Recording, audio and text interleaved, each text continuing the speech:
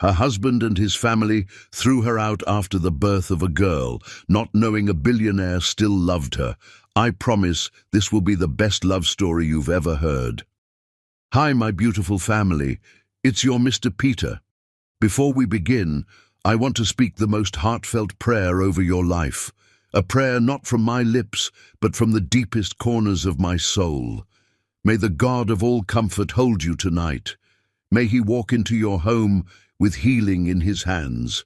May every secret tear you've cried be turned into strength. May your lonely nights become peaceful mornings, and your silent prayers be answered in ways that leave you breathless with joy. I pray love surrounds you like air, and no pain, no fear, no storm will steal your peace again. You are loved, chosen, and seen, more than you'll ever know. Now, family, you know I'm not well, but even through the weakness, I'm still writing. Because this isn't just a YouTube channel, this is our home, and I'm not going anywhere. I'm just healing, and I will be back. Right now, my brother James is helping me narrate, but the story you're about to hear still flows from my heart. Every line, every emotion, every tear. But family, please, I ask you not just as a creator, but as your Mr. Peter, watch the full story. Don't leave in the middle. Stay with me through every scene, every heartbeat, because your time, your love, your presence, it means everything right now. Like this video, comment something warm. Let me feel you standing with me even while I rest. You are my reason to keep fighting. And I promise, when I return, I'll come back stronger with even greater stories made from love and light. So now, take a breath. Let your heart open. Let James speak for me, and let the story begin with all my love. 3 years ago, the October rain hammered against the hospital windows as Rima Rosalinda Washington Morrison pushed through the final contraction, her body trembling with exhaustion after 8 hours of difficult labor. The fluorescent lights buzzed overhead, casting harsh shadows across her sweat-dampened face. In the delivery room's sterile brightness, she could hear the muffled voices of Tommy's family arguing in the hallway, their raised voices penetrating even the thick walls. "Just breathe, baby," Tommy whispered, but his voice carried the familiar slur that meant he'd been drinking before coming to the hospital. His hand was clammy against hers, and she could smell whiskey beneath the sharp scent of hospital disinfectant. When Dr. Martinez finally placed the squirming newborn baby girl on Rima's chest, time stopped. Sage Rosalinda was tiny, dark hair still slick from birth, skin the rich golden brown that blended both parents, with a strong cry that announced her arrival to the entire maternity ward. "She's perfect," Rima breathed, tears streaming down her cheeks as she touched her daughter's impossibly small fingers. Tommy stared down at his daughter, and for a moment Rima saw something soft cross his features. But then the door burst open, and Marlo Tay Morrison swept in like a winter storm, her platinum hair styled despite the late hour. Behind her came Keanu, Tommy's younger brother, his expression carefully neutral as always. "Well," Marlo's voice was crisp as autumn air. "What is it?" "It's a girl, Mama," Tommy said quietly. "Sage Rosalinda." The silence that followed felt endless. Marlo's ice-blue eyes studied the baby, and Rima watched her future mother-in-law's face shift from expectation to something harder to define. A girl. The words fell flat. "And she certainly takes after her mother's side, doesn't she?" Rima's arms tightened protectively around Sage. The comment seemed innocent enough, but the undertone was unmistakable. "She's lovely," Rima said firmly. Marlo's gaze moved between mother and child with cool assessment. "Well, I suppose children often surprise us with how they turn out." The nurse, a kind-faced black woman named Janet, stepped between them with professional authority. "Visiting hours are over. Mom and baby need rest." But Rima had caught the look that passed between Marlo and Keanu, a silent communication that made her blood chill.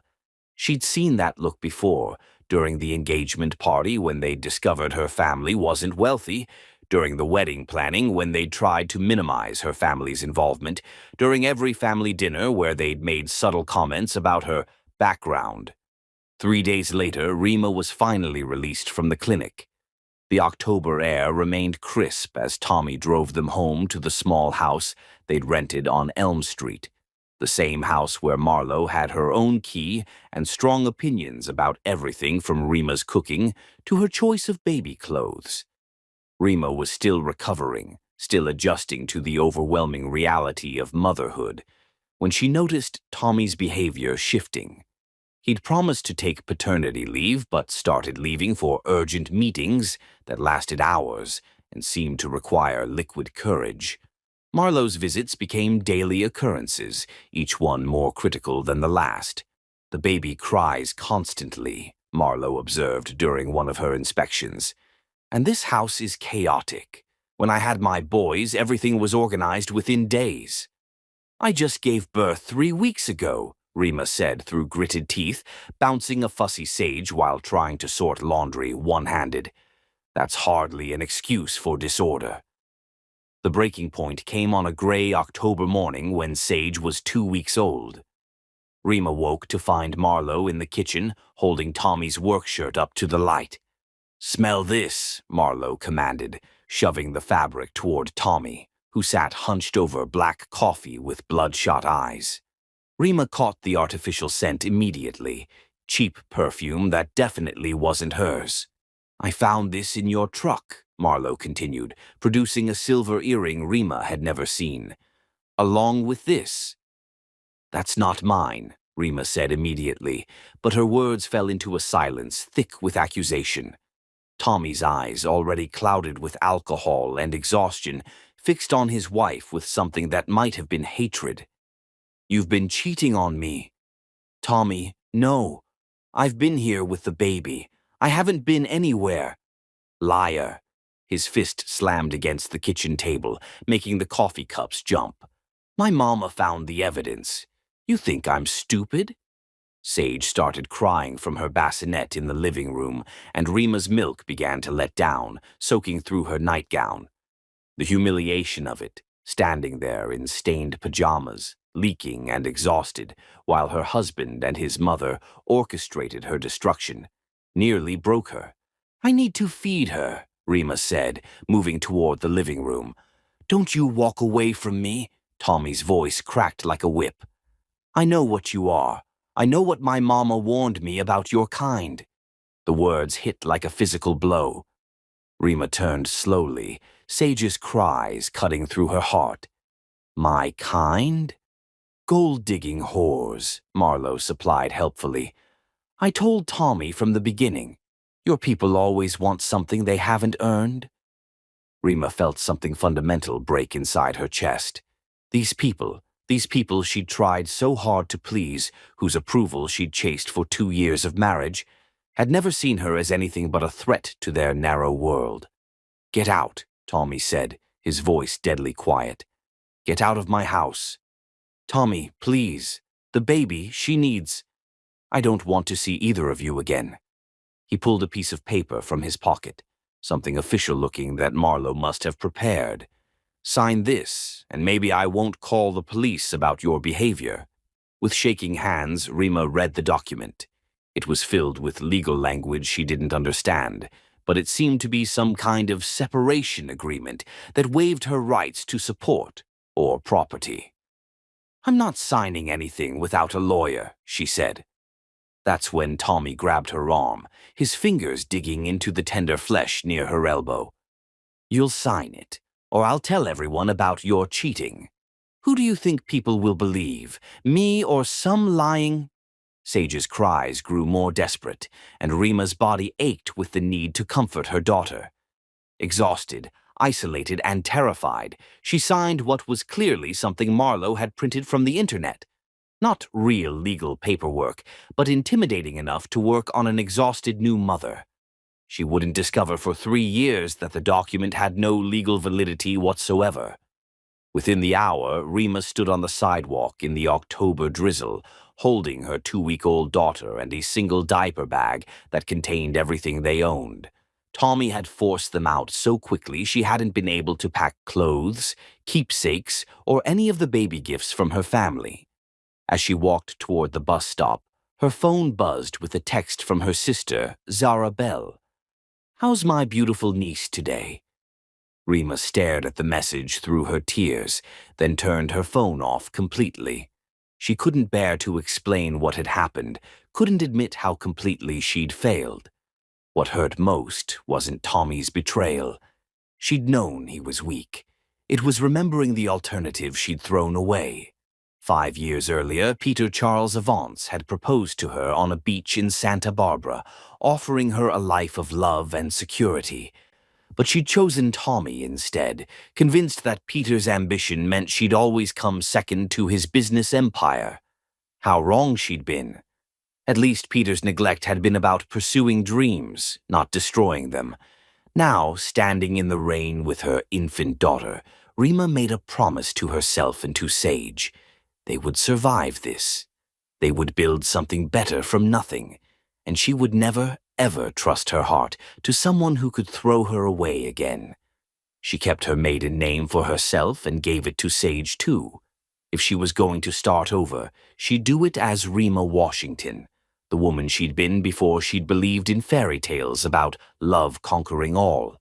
The bus arrived with a hiss of air brakes, and Rima climbed aboard, carrying her daughter toward an uncertain future, leaving behind the wreckage of dreams that had never been real anyway. Chapter 2. Shadows and Search. Present day. The alarm buzzed at 4:30 a.m., and Rima Washington was already awake, studying the familiar water stain on their studio apartment ceiling. Sleep had become unreliable over the past 3 years, too many nights listening for sounds that might signal danger. Too many nightmares about losing Sage, too much vigilance that had become second nature. She slipped out of bed silently, stepping over the squeaky floorboard that might wake 3-year-old Sage, who was curled up in the single bed they shared. Their apartment was cramped but spotless, every surface scrubbed until it gleamed. Maintaining control over her environment was one of the few securities Rima had left. In the kitchenette, she started her second-hand coffee maker while opening her laptop on the small dining table that served double duty as her office. Before her restaurant shift started at 6 a.m., she had 2 hours to work on freelance marketing projects, the business she'd slowly built one client at a time. Creating this income stream had taken 18 months of nights and weekends, but Rima had finally developed something that belonged entirely to her. She specialized in social media strategy for small businesses, drawing on her education and the experience she'd gained before Tommy convinced her to quit her corporate position. The irony wasn't lost on her. She was more skilled at her career now than when she'd had the luxury of a steady salary. Her phone showed 3 new project inquiries from potential clients who'd found her through referrals. Good. The restaurant job covered rent and basic expenses, but the freelance work was building toward something bigger, maybe eventually toward complete independence from the exhausting double shifts that left her bone-tired every night. "Mama?" Sage's sleepy voice drifted from the bed. "Good morning, sunshine," Rima said softly, closing the laptop. "Want pancakes?" Sage padded over in her favorite pajamas, pink ones with unicorns that Zara Bell had bought for her birthday. At 3, she was already showing signs of the sharp intelligence that would either be her greatest gift or her greatest burden in a world that often didn't appreciate smart little black girls. "Can I help?" Sage asked, dragging her step stool to the counter. "Always." Rima lifted her daughter up, breathing in the sweet scent of her hair. These morning moments were sacred, just the 2 of them before the world demanded her attention. While they mixed batter, Rima's mind wandered to the safety checklist that ran constantly in her background thoughts. Door locked, windows secure, escape routes planned, phone charged, pepper spray in purse, keys ready. The hypervigilance exhausted her, but it had kept them safe for 3 years. At 5:45, she walked Sage 3 blocks to her daycare, where Mrs. Chen, no relation to Dr. Chen, watched 5 neighborhood children in exchange for reasonable rates that worked with Rima's budget. The arrangement wasn't ideal, but Mrs. Chen was patient and kind, and Sage was learning social skills from the other children. "Be good for Mrs. Chen," Rima said, kissing Sage's forehead. "I always am," Sage replied, with the seriousness that sometimes made Rima's heart ache. 3-year-olds shouldn't have to be serious. 1,200 miles away, Peter Charles Avance stood in his corner office on the 47th floor of the Avance Tower, watching the sunrise paint Seattle's skyline in shades of gold and pink. He'd been there since 4 a.m., having given up on sleep around 2 a.m., when his mind wouldn't stop racing through acquisition details and market projections. Sleep had become optional since losing Rima. Work filled the void where contentment used to live. His assistant, Phoenix Castile, knocked and entered with coffee and the resignation letter that had been sitting on Peter's desk for a week, the 3rd one this month from yet another employee who couldn't keep up with his relentless pace. "You know," Phoenix said, setting down the coffee with careful precision, "normal CEOs sleep occasionally." Phoenix was one of the few people who could call Peter out without consequences. Peter had found him in foster care 10 years ago, a brilliant 18-year-old aging out of the system with a computer science degree and nowhere to go. Now, Phoenix was his right hand, the closest thing Peter had to family, and occasionally his conscience. "Sleep is overrated," Peter muttered, signing the resignation letter with sharp strokes. "We'll promote Davidson to replace him." "Davidson quit last week. Burnout." Peter looked up sharply. "Since when?" "Since you've been demanding 18-hour days from everyone because you can't deal with your feelings about—" "Don't." Peter's voice carried the warning that made board members nervous. "Just don't." Phoenix raised his hands in surrender, but his expression remained concerned. The investigators called again. Still nothing on Rima Morrison.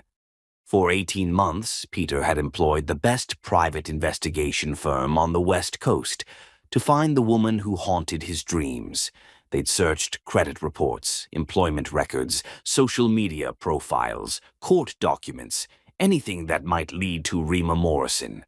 The search had consumed resources and time, but Peter couldn't let it go. He needed to know she was safe. He needed to know he hadn't completely destroyed the best thing in his life by choosing work over love. "Maybe it's time to try a different approach," Phoenix suggested carefully. "Like what?" "Maiden names. If she left her husband, which seems likely given what you've told me about him, she might have gone back to her original name." Peter felt something electric shoot through his chest. In 18 months of searching, they'd never considered that Rima might not be using Morrison anymore. "Washington," he said suddenly. "Her maiden name was Washington." Phoenix was already pulling out his phone. "I'll call the investigators." "No." Peter was reaching for his own phone, fingers moving faster than they had in months. "I'll call them myself." Within hours, the investigators had found her. Rima Washington, employed at Celestine's Kitchen in the Arts District, living at 1247 Pine Street, apartment 3B. Single mother to Sage Rosalinda Washington, age 3. When Peter saw the hospital records, birth certificate listing father as unknown, medical bills from the delivery that had gone into collections, no record of any Morrison family involvement, the pieces of Rima's story clicked into place with horrifying clarity. Tommy Morrison had thrown out his wife and newborn daughter. Peter's hands shook as he read the investigators' preliminary report.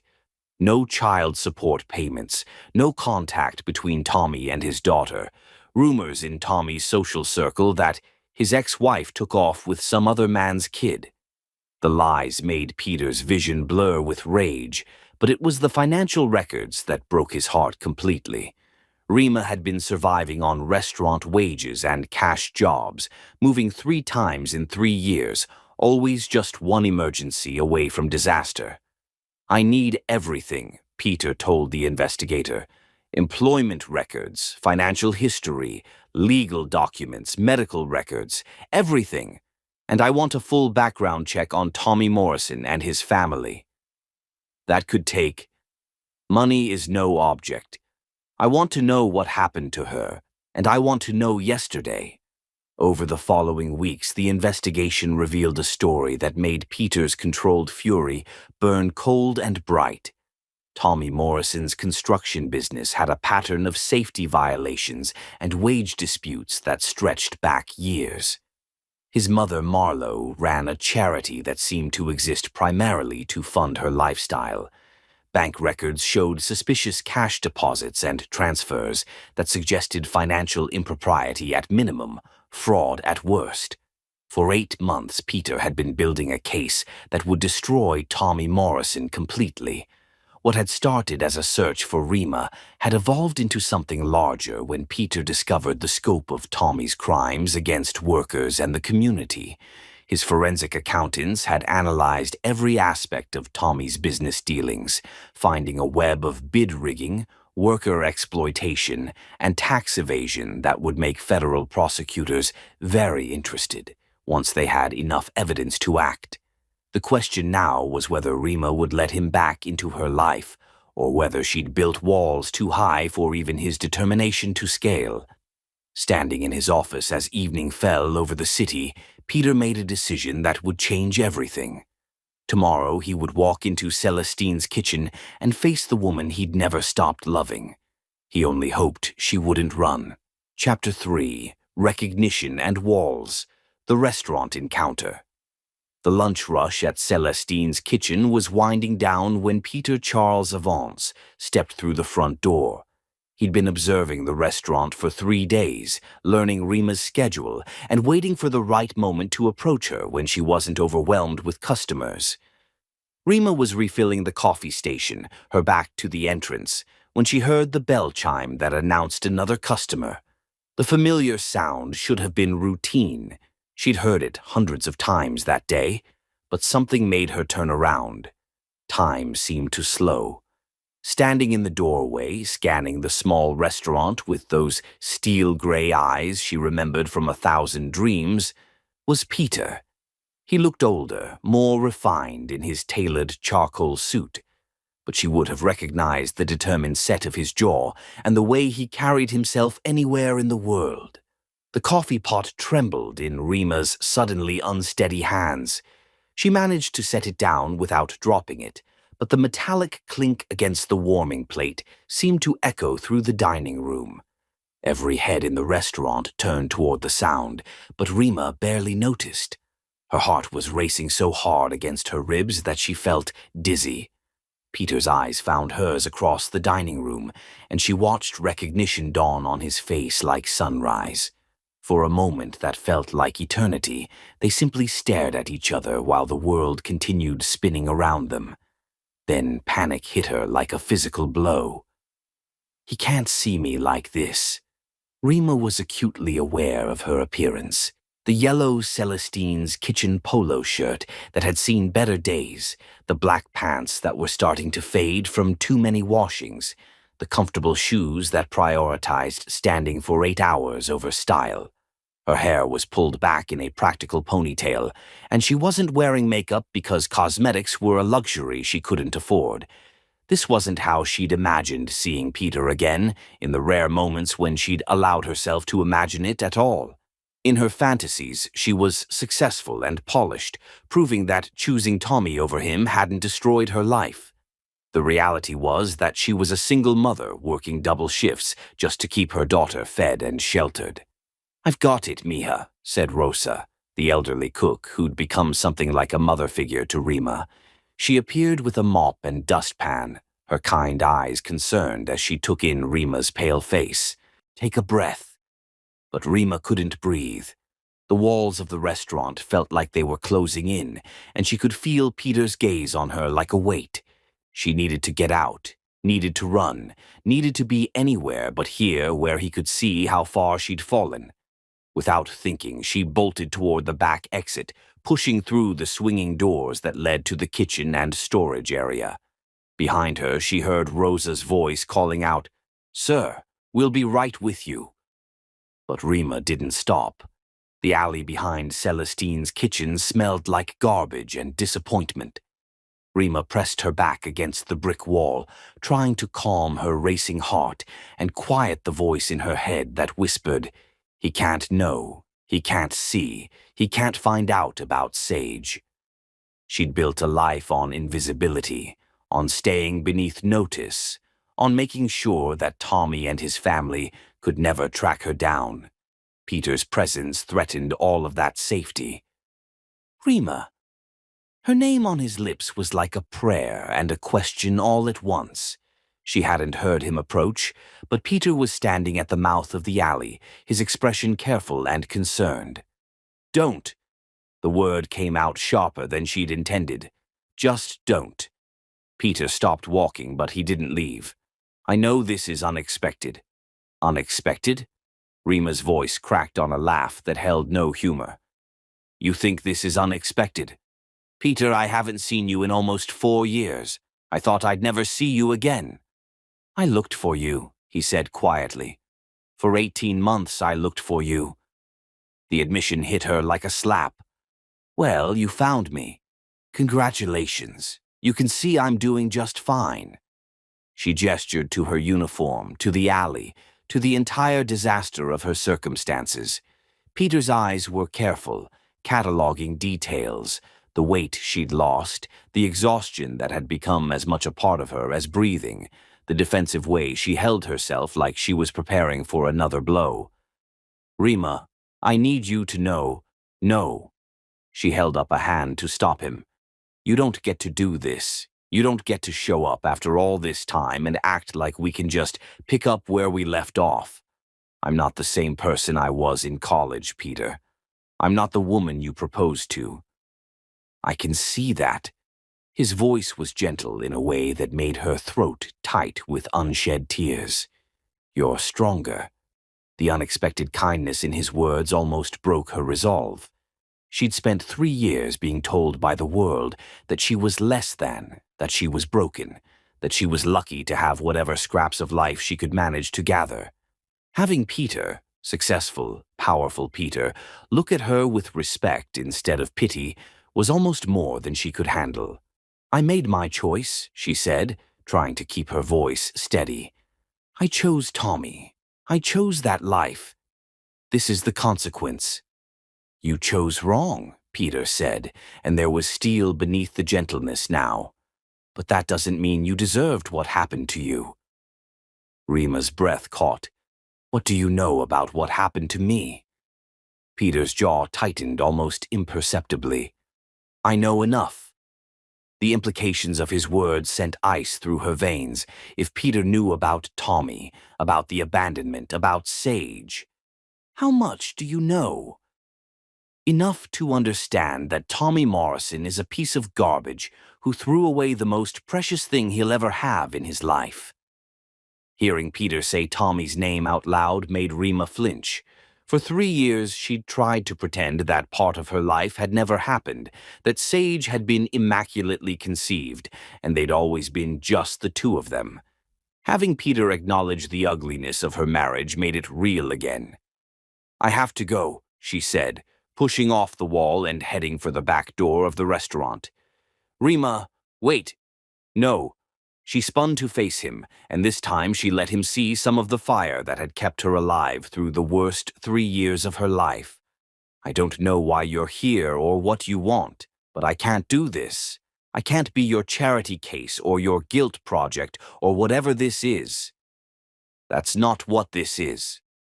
"Then what is it?" she demanded. "Because from where I'm standing it looks like the successful billionaire swooping in to save the poor, struggling single mother. Well, I don't need saving, Peter. I've been saving myself just fine."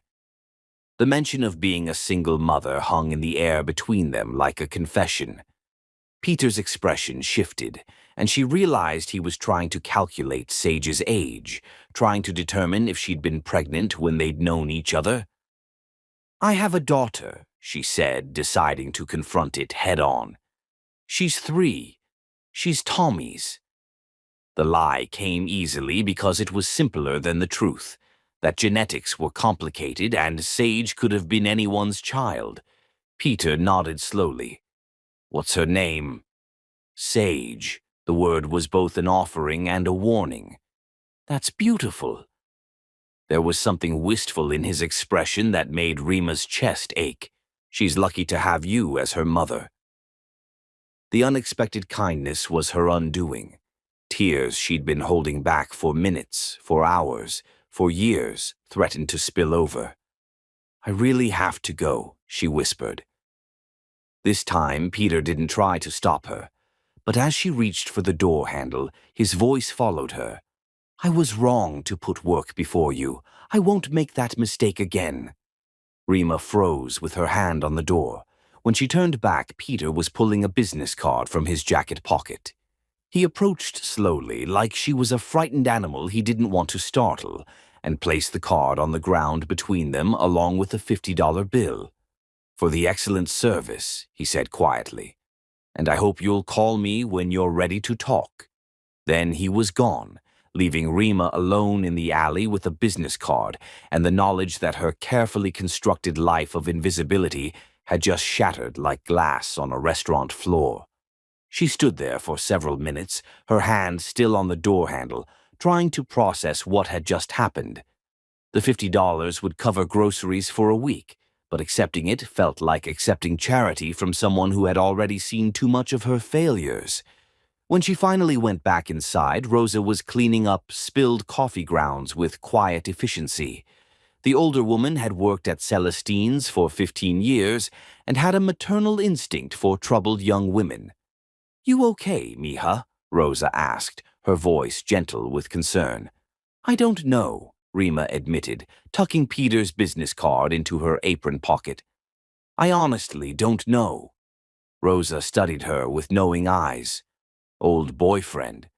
Something like that. The kind that broke your heart or the kind that you broke his?" The perceptive question caught Rima off guard. "Both, I think." Rosa nodded wisely. "Those are the hardest kind to see again. They remind you of who you used to be."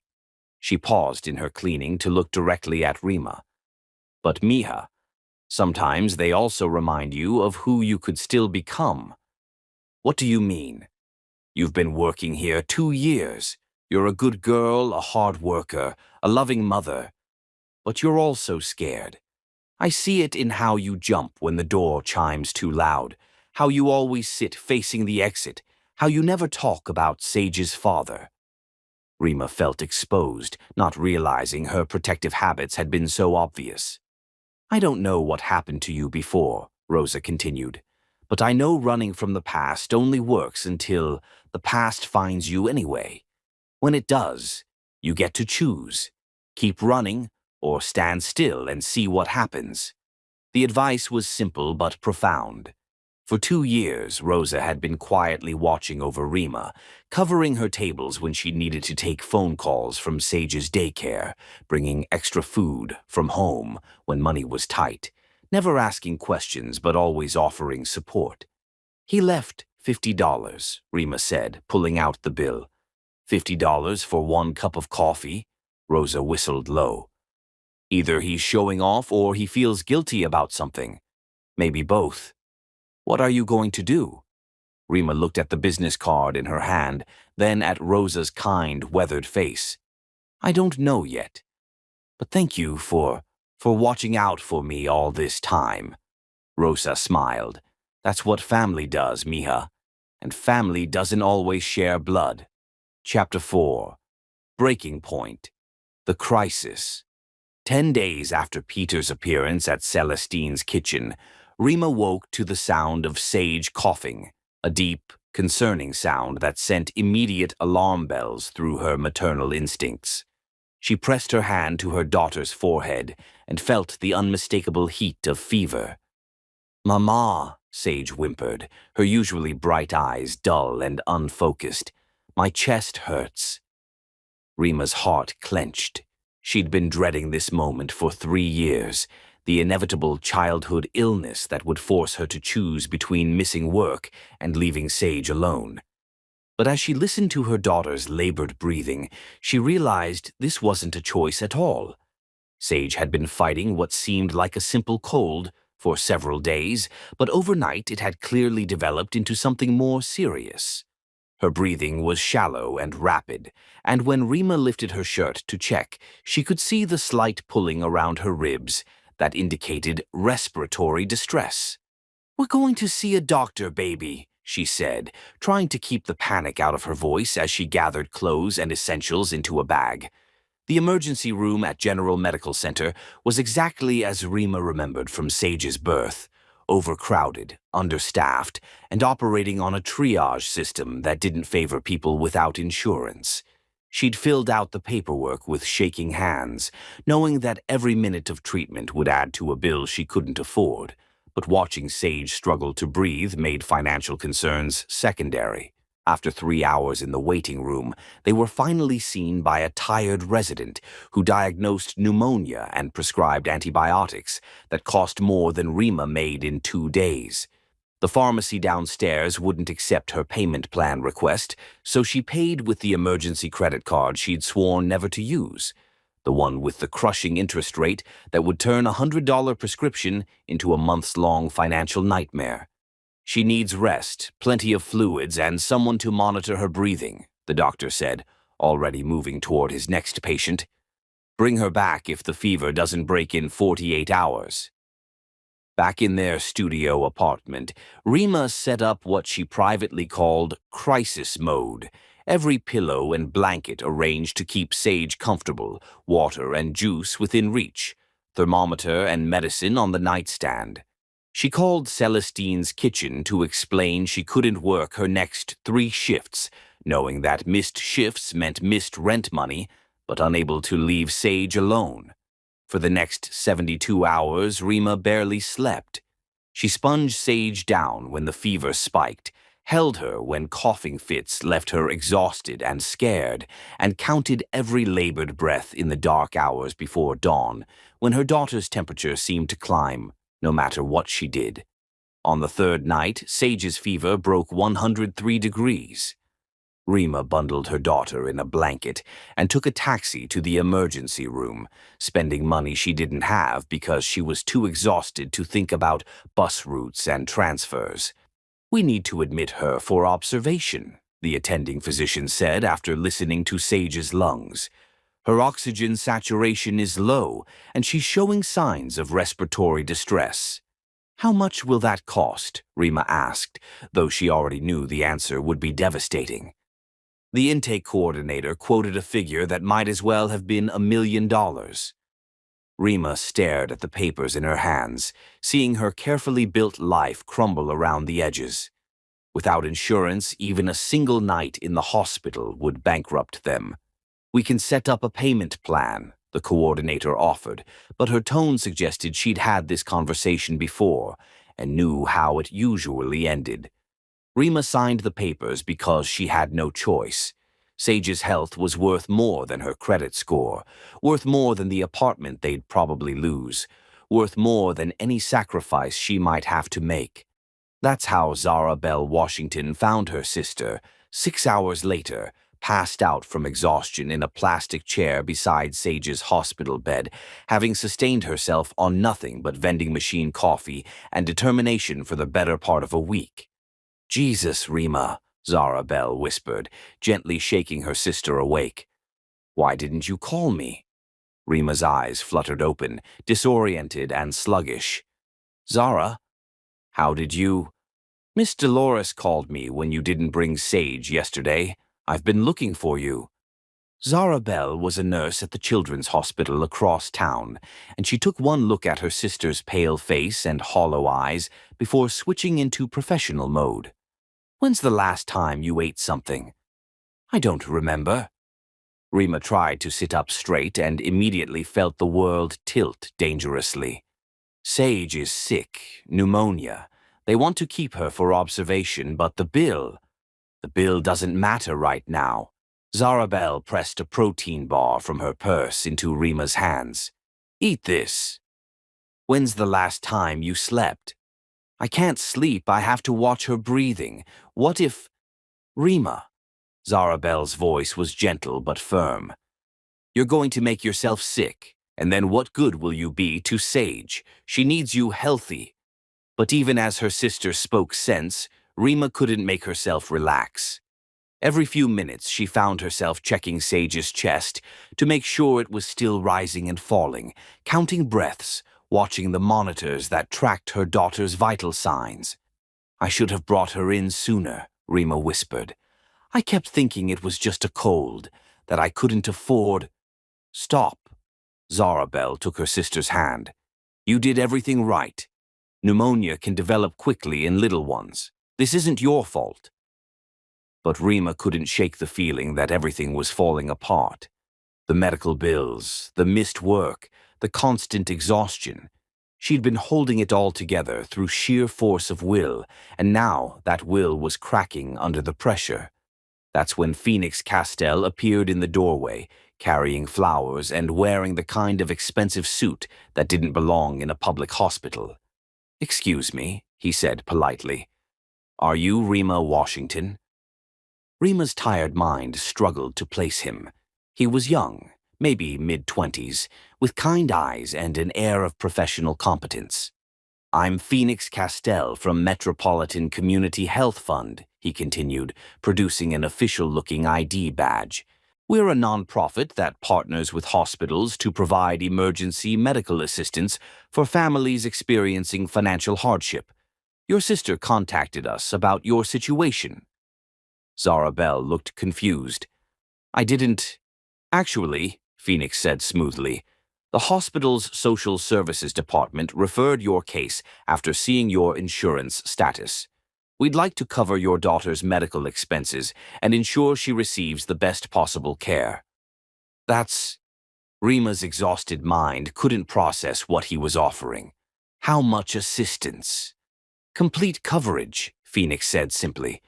There would be some paperwork to authorize payment arrangements, but no out-of-pocket costs for you.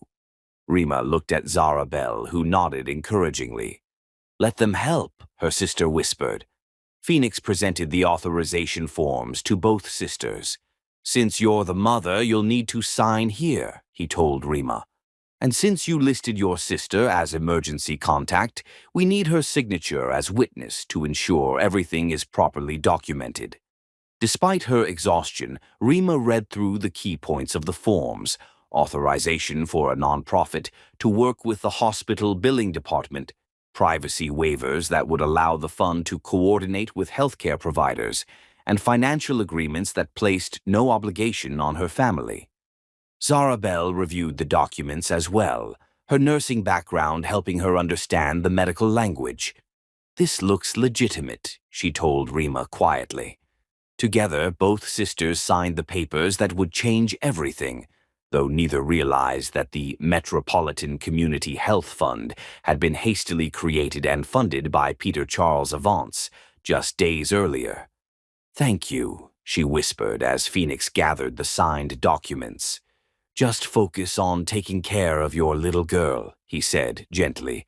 Everything else will be handled. After he left, Rima finally allowed herself to sleep, holding Sage's small hand and breathing in sync with the gentle rhythm of the monitors. For the first time in days, someone else was taking care of the crisis, and she could simply be a mother watching over her child. She didn't yet know that the Avance Foundation paperwork she'd signed would change everything, or that Peter Charles Avance was sitting in his office across town, receiving updates on Sage's condition every hour and quietly ensuring that the best pediatric specialists in the city would be consulting on her case. Sometimes help came from unexpected places, even when you were too tired to question why. Chapter 5. Reluctant Haven. The Healing Resistance. When Rima woke in the hospital chair the next morning, she found Peter Charles Avance asleep in the chair beside her, still wearing yesterday's suit, his usually immaculate hair disheveled and his hand resting protectively near Sage's bed. For a moment, she simply stared at him, her sleep-fogged mind struggling to process his presence. Then reality crashed back. The foundation representative, the paperwork she'd signed, the too convenient appearance of help exactly when she needed it most. "You," she breathed, the word carrying 3 years of anger and exhaustion. Peter's eyes opened immediately, alert despite having slept in a chair. "How are you feeling?" "How am I?" Rima's voice caught between fury and disbelief. "How long have you been here?" "About 6 hours." Peter straightened in the chair, wincing slightly as his back protested the awkward sleeping position. "I wanted to make sure she was okay." Rima looked at her daughter, whose breathing had finally settled into a natural rhythm, the oxygen mask removed and her fever broken. Relief flooded through her before anger could take its place. "The foundation," she said, her voice deadly quiet. "That was you. It wasn't a question, and Peter didn't try to deny it." "Yes, I signed those papers thinking I was accepting help from strangers." Rima's hands clenched into fists. "You deceived me. I helped you." Peter's voice was calm, but she could see tension in the line of his shoulders. Sage needed medical care, and you couldn't afford it. The details of how that happened seemed less important than making sure she got what she needed.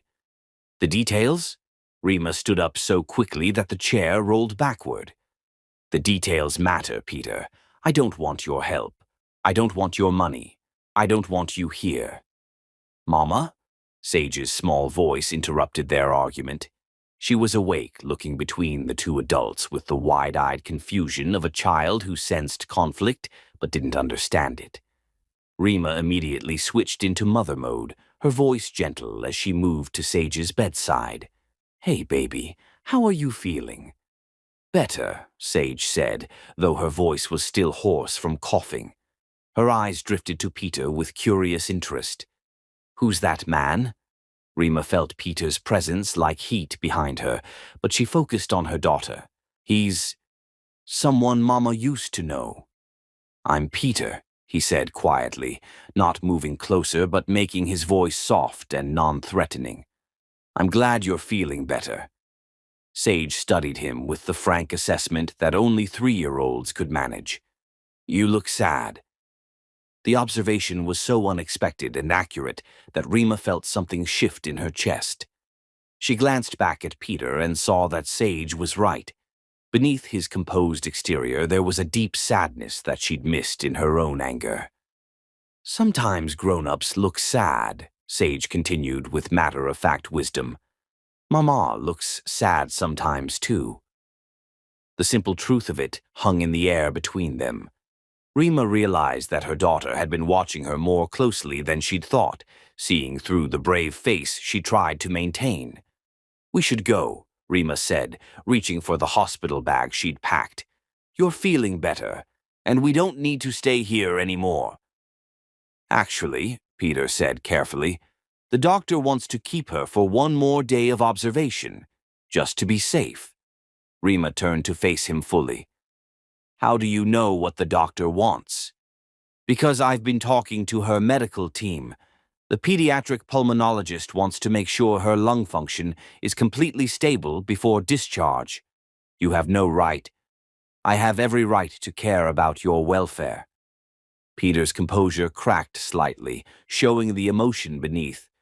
"Both of you." The possessive note in his voice sent warning bells through Rima's system. This was exactly what she'd been afraid of: Peter's money and influence taking control of her life, making decisions about her and Sage without her consent. "No," she said firmly. "You don't get to do this. You don't get to swoop in and take over just because you have money and connections." "That's not what I'm doing." "Then what are you doing, Peter?" "Because from where I'm standing, it looks like you're using my daughter's illness to insert yourself into our lives." Peter was quiet for a long moment, his gray eyes studying her face. When he spoke, his voice was careful and measured. I'm trying to take care of the people I love." The admission hung between them like a bridge neither of them was ready to cross. Rima felt her breath catch, but she forced herself to maintain her defensive stance. "You don't love us," she said. "You don't even know us anymore. I know that you've been working double shifts to keep a roof over Sage's head. I know that you've been living paycheck to paycheck, one emergency away from disaster. I know that you haven't bought yourself new clothes in 2 years because every dollar goes to taking care of your daughter." Peter's voice was quiet but relentless. "I know that you've been carrying this burden alone for 3 years, and you're exhausted." Each observation hit like a physical blow because they were all true. Rima had thought she'd been hiding her struggles better than that. "How do you know all of that?" "Because I've been watching over you." Peter's honesty was brutal and gentle at the same time. Not stalking, not intruding, just making sure you were safe. "For how long?" 6 months. Rima sank back into the hospital chair, overwhelmed by the implications. "You've been watching me for 6 months and you're just now making contact?" "I was building a case." "A case for what?" Peter's expression hardened with something that looked like controlled fury. "Against Tommy Morrison and his family. For what they did to you." The mention of Tommy's name made Rima's blood run cold. "What case?" "Peter, what are you talking about?" "Later," he said, glancing meaningfully at Sage, who was listening to their conversation with rapt attention. "We need to focus on getting her healthy first." Rima wanted to argue, wanted to demand answers, but Sage was looking between them with growing anxiety, and the last thing she wanted was to upset her daughter while she was still recovering. "Fine," she said, "but after she's released, I want answers. I want to know exactly what you think you're doing, and then I want you to leave us alone." "Okay," Peter agreed, though something in his expression suggested he had no intention of disappearing from their lives again. Dr. Chen, the pediatric pulmonologist, arrived for evening rounds and confirmed that Sage could be discharged the following morning if her overnight breathing studies looked good. She was a kind woman who spoke directly to Sage rather than over her head, explaining in simple terms how her lungs were healing. "You're a very brave girl," Dr. Chen told Sage. "Your mama has taken excellent care of you." After the doctor left, an uncomfortable silence settled over the hospital room. Sage was getting tired again, the lingering effects of illness making her drowsy, but she was fighting sleep. "I don't want to go back to sleep," she whispered to Rima. "What if the coughing comes back?" Rima's heart broke a little. Sage had been frightened by her own illness, and now sleep felt dangerous to her. "I'll stay right here," Rima promised. "I won't leave your side." "Can the man stay too?" Sage asked unexpectedly. "He has kind hands." Rima looked at Peter, who had indeed been careful and gentle in his interactions with Sage, never reaching toward her without permission, never speaking too loudly or moving too quickly. "If your mama says it's okay," Peter said quietly. Rima wanted to say no, wanted to maintain the boundaries she'd tried to establish. But Sage was looking at her with hopeful eyes, and she was still weak and scared, and sometimes being a good mother meant putting aside personal feelings for a child's comfort. "Okay," she said reluctantly. "He can stay."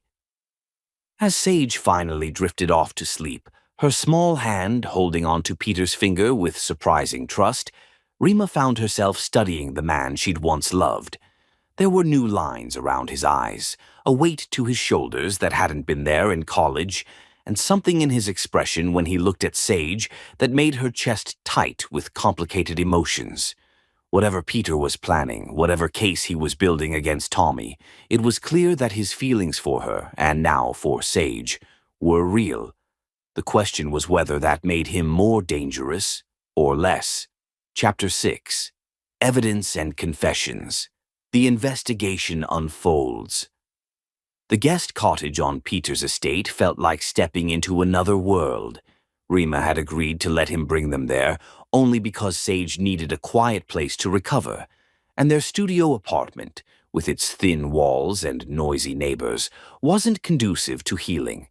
She'd set strict conditions: separate bedrooms, temporary arrangement only, and she would pay rent with her freelance marketing income. Peter had accepted her terms without argument, though Rima suspected he was humoring her, rather than truly agreeing to treat this as a business arrangement. The cottage itself was beautiful without being ostentatious: exposed wooden beams, comfortable furniture, a kitchen stocked with more food than Rima had seen in one place since before Sage was born. French doors opened onto a garden where Sage could play safely, and the master bedroom had a reading nook perfect for a recovering 3-year-old who needed quiet entertainment. It had been 3 days since they'd left the hospital, and Sage was steadily improving. Her appetite was returning, her energy levels were slowly climbing, and the frightening cough that had sent them to the emergency room was finally fading. She'd taken to Peter with the easy acceptance of childhood, calling him Peter and showing him her books and drawings with increasing confidence. Rima was less adaptable. Every kindness from Peter felt like a debt she couldn't repay. Every comfort in the cottage reminded her of how precarious her normal life was. Every moment of security made her more anxious about the inevitable return to reality. She was working on her laptop in the cottage's living room, catching up on social media campaigns while Sage napped, when Peter knocked on the front door. He'd been giving them space since they'd arrived, checking in each morning and evening, but otherwise respecting the boundaries she'd established. "Come in," she called, not looking up from her screen. Peter entered carrying a manila envelope thick with documents. His expression was serious in a way that made Rima's stomach clench with foreboding. "We need to talk," he said. "Sage is sleeping." "This is about Tommy." Rima saved her work and closed the laptop, bracing herself for whatever revelation Peter had been withholding. "What about him?" Peter sat across from her, the envelope resting on the coffee table between them, like a piece of evidence in a trial. For a moment he seemed to struggle with where to begin. "I told you I'd been building a case," he said finally. "I think it's time you knew what I found." He opened the envelope and pulled out a single document: financial records from Morrison Construction. Even at first glance, Rima could see red marks and highlighted sections that indicated problems.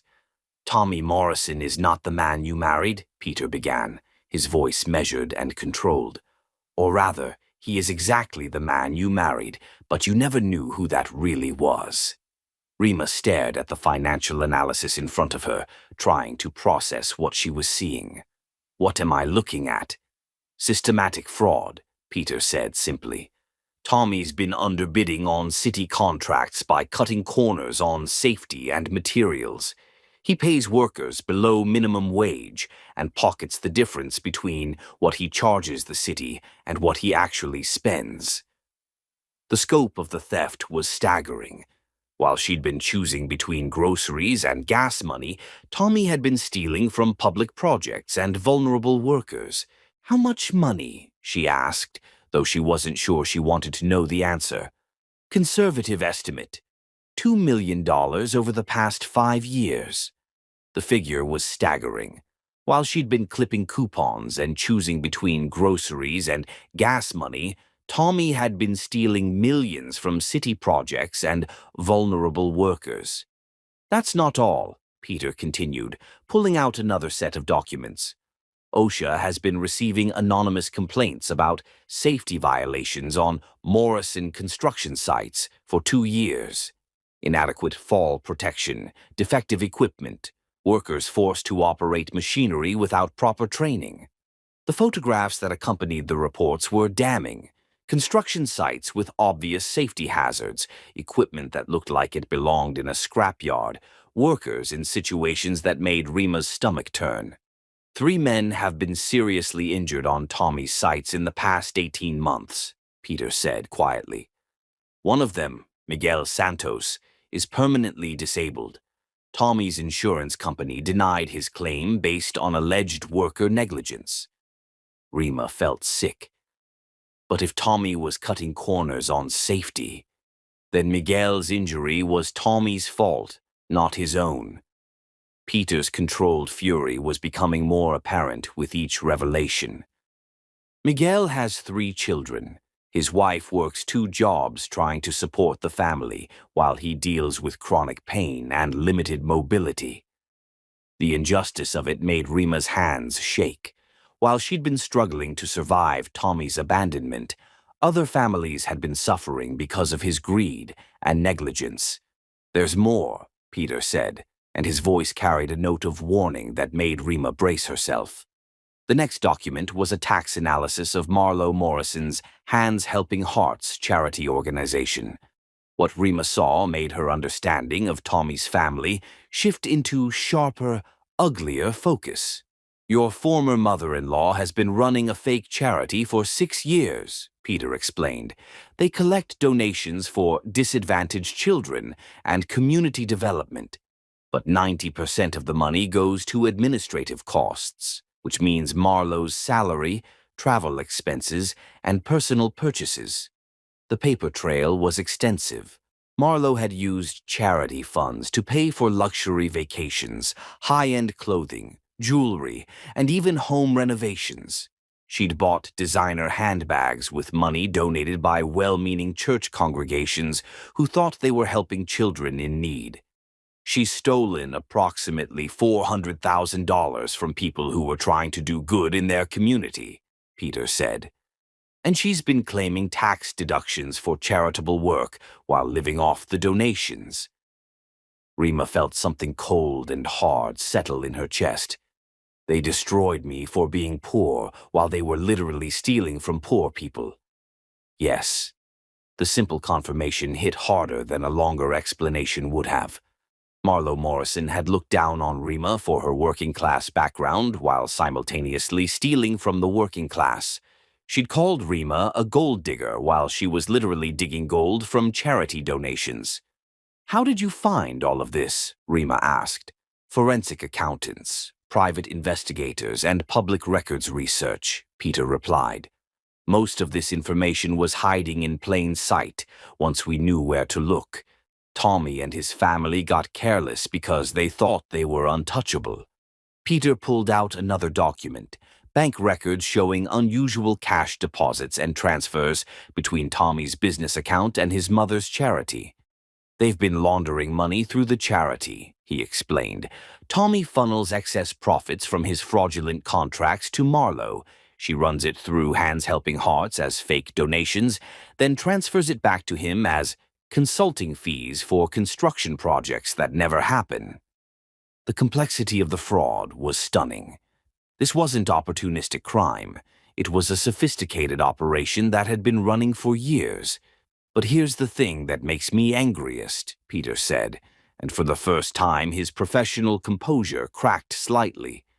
"They had all of this money, millions of dollars from fraud and theft, and they threw you out in the rain with a newborn baby because you weren't good enough for them."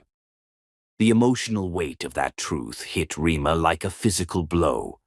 She'd spent 3 years believing that she'd been abandoned because she was inadequate somehow, not wealthy enough, not white enough, not worthy enough.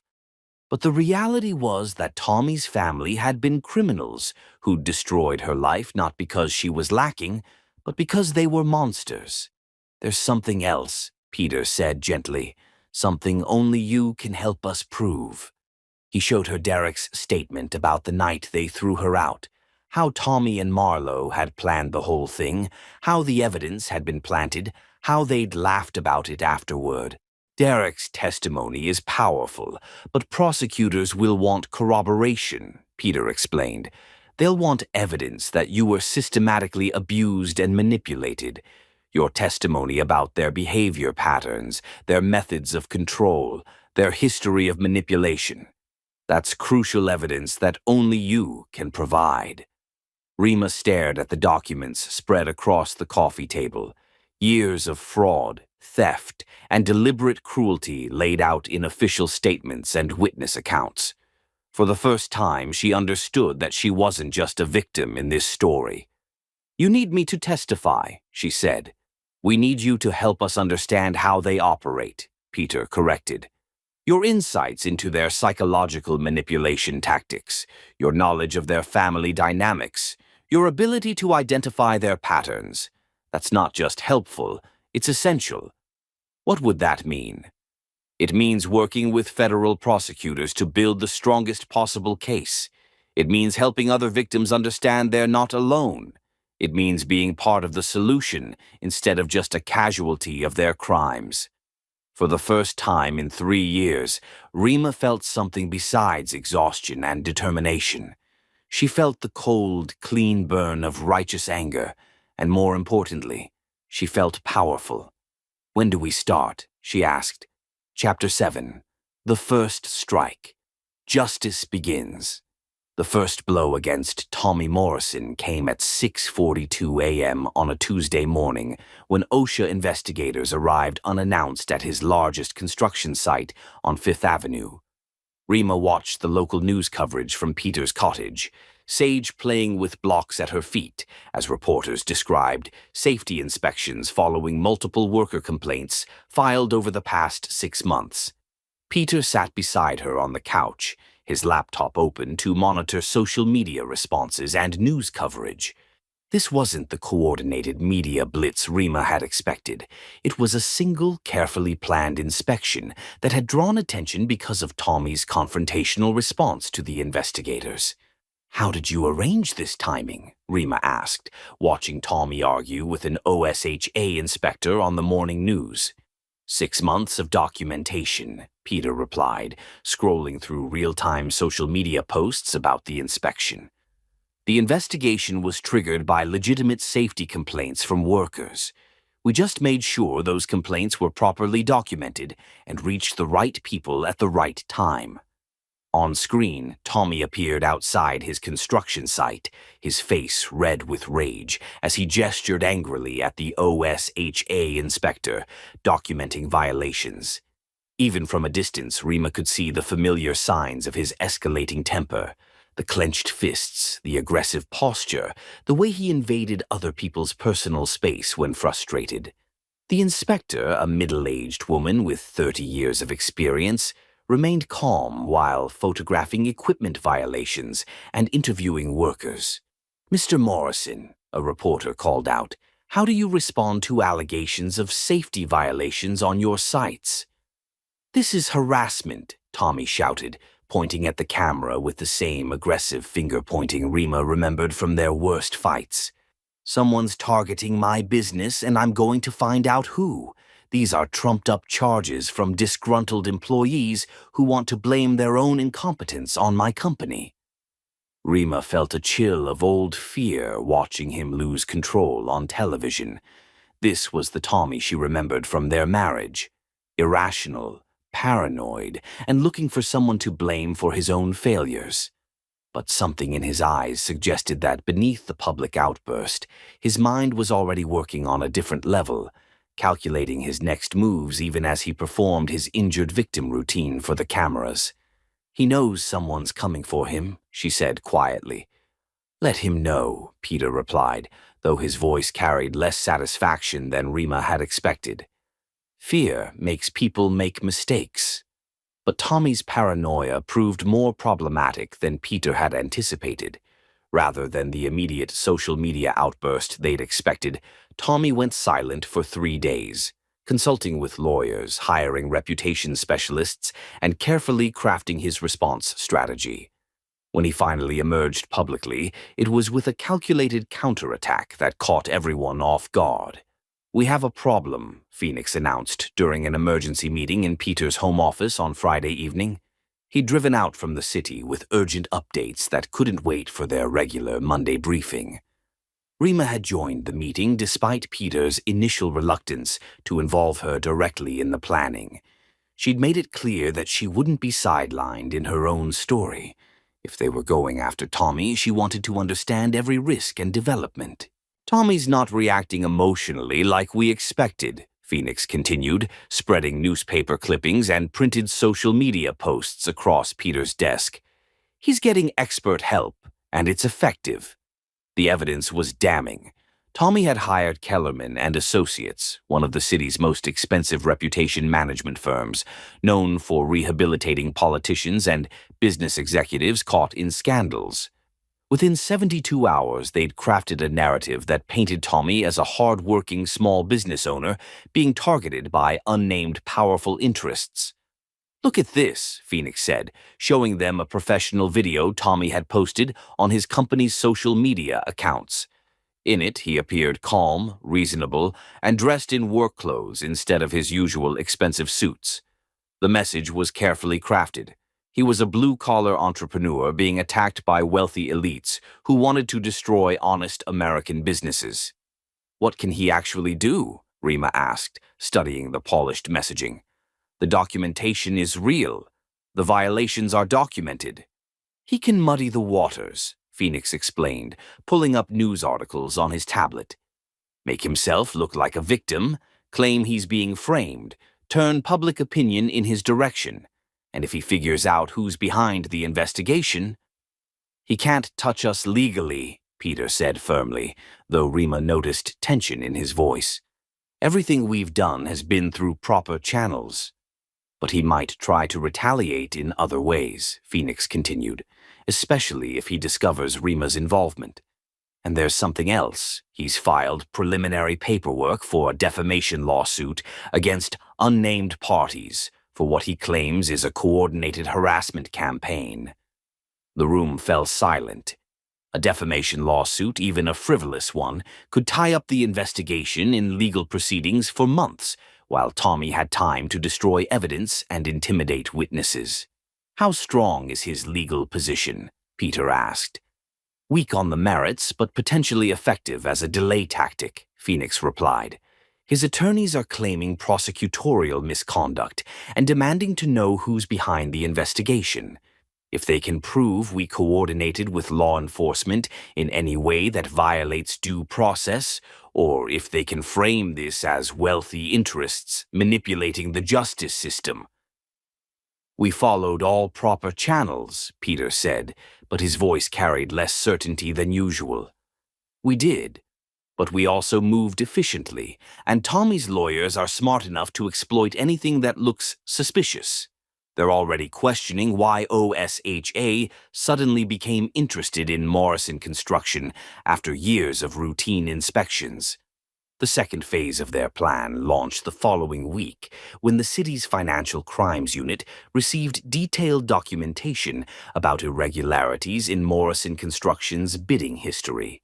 The analysis, prepared by Peter's forensic accountants, highlighted patterns that suggested systematic fraud over several years. But Tommy's response was swift and more sophisticated than they'd anticipated. By Thursday morning, Tommy had not only hired a criminal defense attorney, but had also filed an injunction to halt any further investigation, pending resolution of his defamation claims. It was a brilliant legal strategy: use the civil courts to stop the criminal investigation while building a public narrative of persecution. "This is bad," Phoenix announced during another emergency meeting. "Tommy's lawyers filed an injunction claiming the investigation violates his due process rights. They're arguing that unnamed powerful interests are manipulating law enforcement to target him unfairly." Peter stared at the legal documents Phoenix had placed on his desk. For the first time since this began, Rima saw doubt in his eyes. "How long could this delay things?" Peter asked. "Months, potentially. Maybe longer if they can make their harassment claims stick." Rima felt the familiar weight of powerlessness settling over her. "So he wins?" "Not wins," Phoenix said carefully, "but he buys time. Time to destroy evidence, intimidate witnesses, and build his victim narrative. And there's something else that's more concerning." Phoenix pulled out another document, a settlement offer letter. "Miguel Santos is having second thoughts about his lawsuit. Tommy's people approached his family yesterday, not with threats, but with a settlement offer. Enough money to pay for his medical bills, ongoing care, and compensation for lost wages. They're being very smart about this. No intimidation, just a generous offer to make the problem go away quietly. The room fell silent again.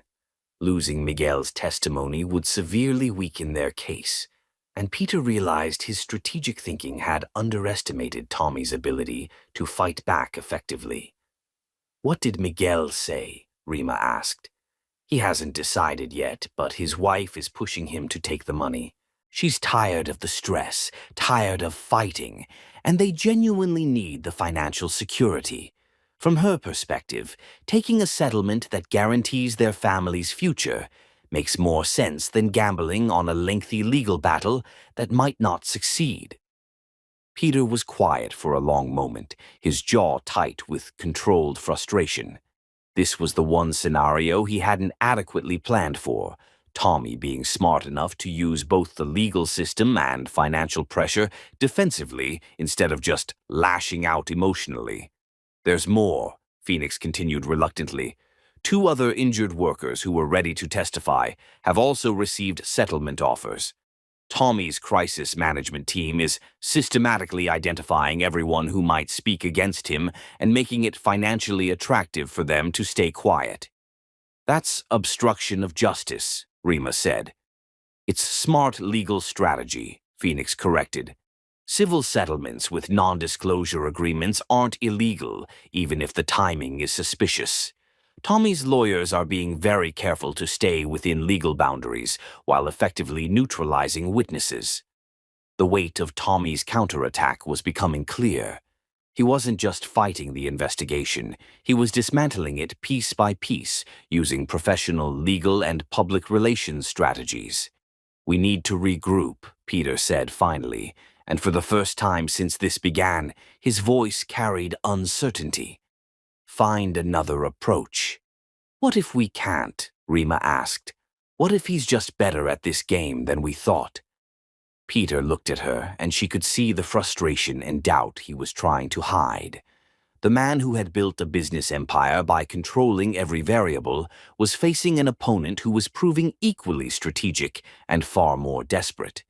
"Then we adapt," he said, though his voice lacked its usual confidence. "But we don't give up." As Phoenix gathered his documents and prepared to leave, Rima realized that justice wasn't guaranteed just because they had evidence and good intentions. Tommy was fighting for his life and freedom, and that desperation was making him more dangerous than any of them had anticipated. For the first time since this began, she wondered if they were actually going to win. Chapter 8: Trust and Vulnerability. Love rebuilding. The fallout from Tommy's investigation was immediate and intense. Within 48 hours of the OSHA inspection, Rima's old phone number was somehow leaked online, flooding her voicemail with messages ranging from supportive to threatening. Peter arranged for a new phone with an unlisted number and increased security around the property, but the violation of privacy left Rima feeling exposed and vulnerable. "I can't take Sage to the grocery store without wondering if someone's going to recognize me," Rima said, pacing the cottage's living room while Sage napped.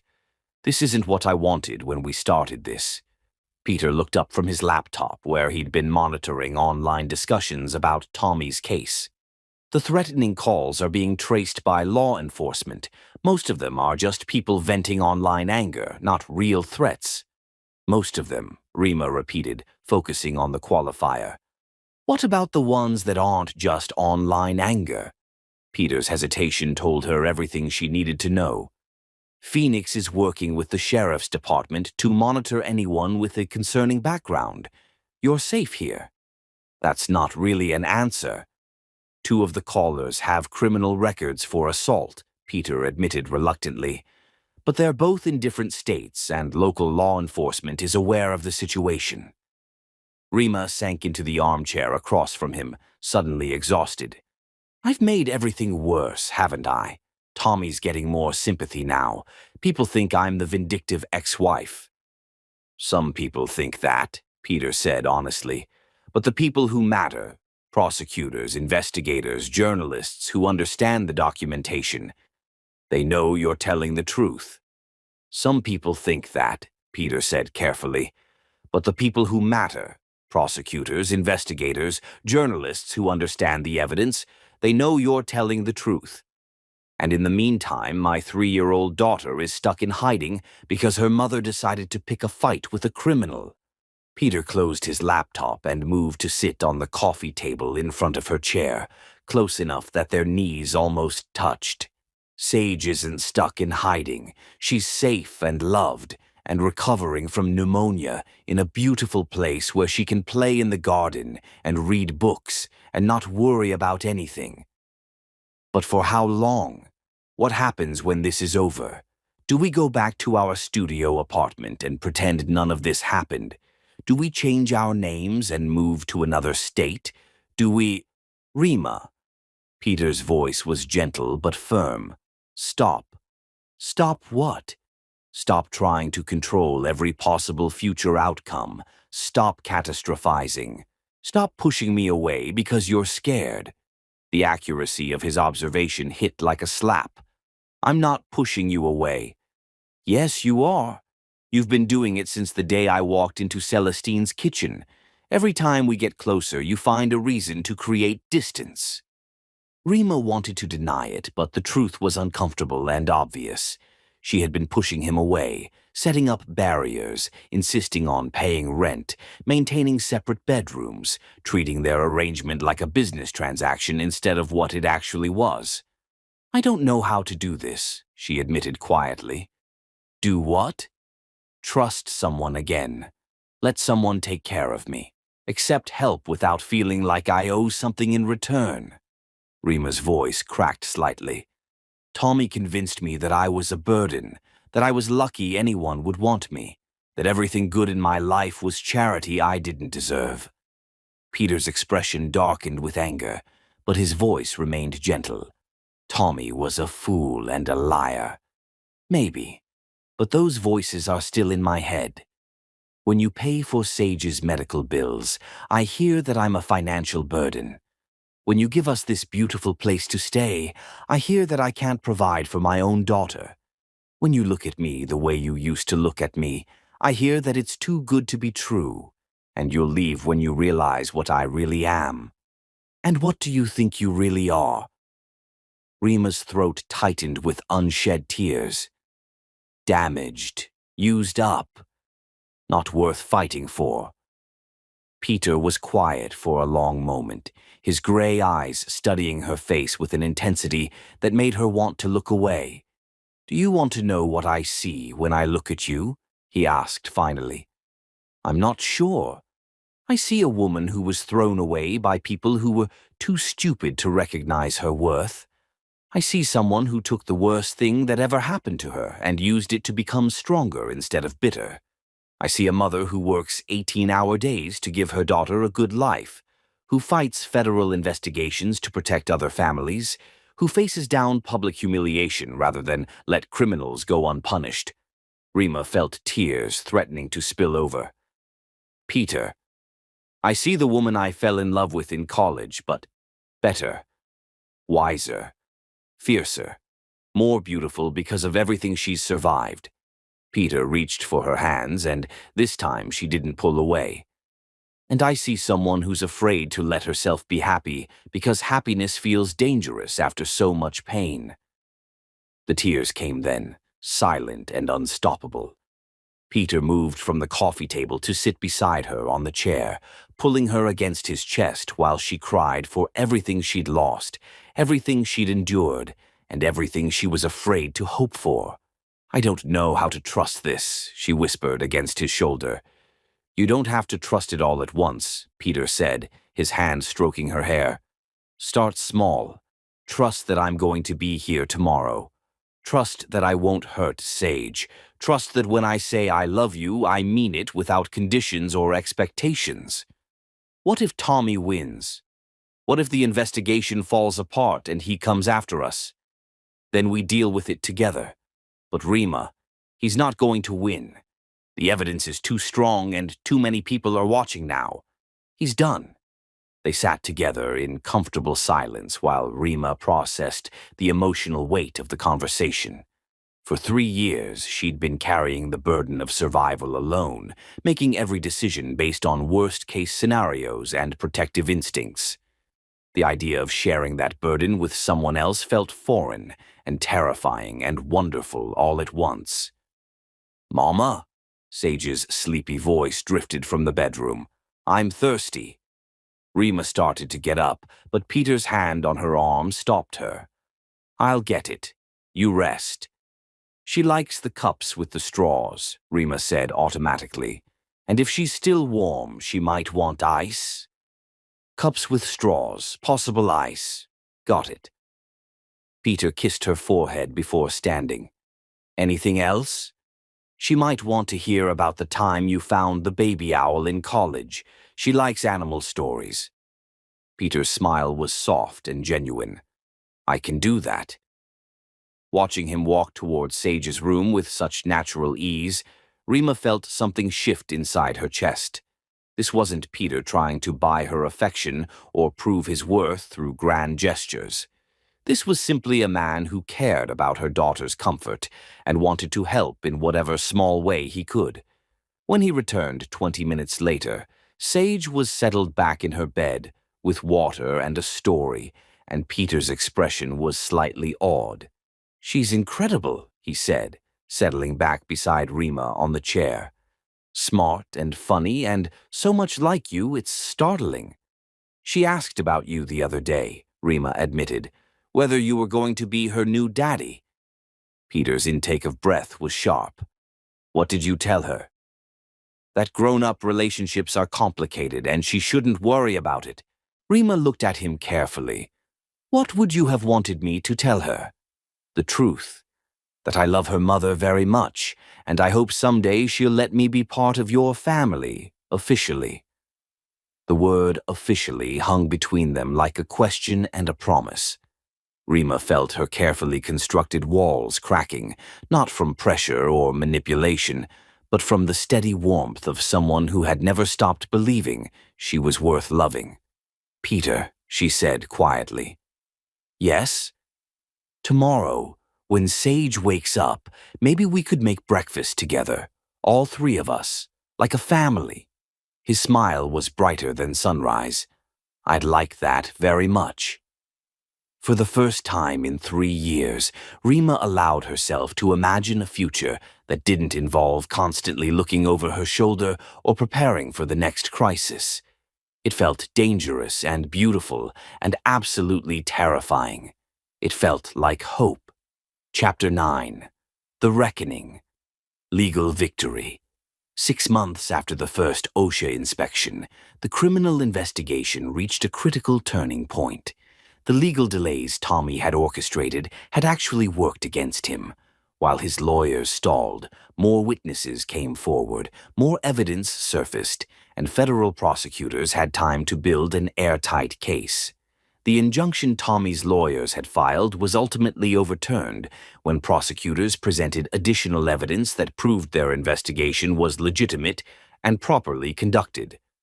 Rima woke to find Peter already dressed and drinking coffee at 5:30 a.m., his phone buzzing with updates from Phoenix and the legal team. "Today's the day," he said, looking up from a text message with grim satisfaction. "Federal prosecutors are filing charges against Morrison Construction. The grand jury voted to indict yesterday." Rima felt her stomach clench with nervous energy. After months of delays and setbacks, she'd almost stopped believing this day would come. "What changed?" she asked, settling beside him at the kitchen table. "Miguel Santos changed his mind about the settlement," Peter replied. "When he saw how many other workers were coming forward, he decided he couldn't take money to stay quiet while other families suffered." The breakthrough had come when Rima agreed to speak directly with Miguel and his wife, sharing her own story of being silenced and isolated. Her testimony about Tommy's manipulation tactics had helped other victims understand that they weren't alone and that speaking up was the only way to prevent future harm. "The federal prosecutors have been building this case for 8 months, Peter continued. Tommy's delay tactics gave them time to find even more evidence. bank records, tax documents, witness testimonies from 15 different workers. It's comprehensive. At 9:15 a.m., Rima's phone rang. It was Phoenix calling from downtown where he'd been monitoring the federal courthouse as part of their legal team's coordination efforts. "It's starting," Phoenix said, his voice tight with excitement. "Federal marshals just entered Morrison Construction's offices with arrest warrants. I can see them through the office windows from the coffee shop across the street." Rima felt her hands start to shake. After 3 years of Tommy living freely while she struggled to survive his abandonment, the moment of justice felt surreal. "Are you watching it happen right now?" she asked. "Yes. They're bringing him out in handcuffs now. He looks completely shocked." Peter took the phone. "What's his demeanor?" "Stunned.